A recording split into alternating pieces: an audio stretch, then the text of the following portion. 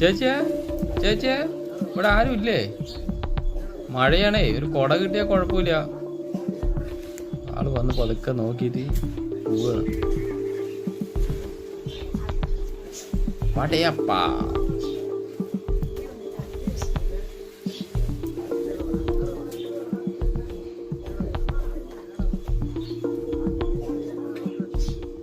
മഴയല്ലേ, മഴ നോക്കിയിട്ട് ഒരു കുടയാ വല്ലതും ഉണ്ടോ നോക്കാൻ വേണ്ടി വന്ന ആള്. ഈ വീട്ടിൽ കുടയും ഇല്ല, ഒന്നുമില്ല. ഞാൻ പോട്ടെ കൊണ്ട് വാഴയൊക്കെ വലിച്ച് ക്ലിയറാക്കിയിട്ട് വരുന്ന ആള്.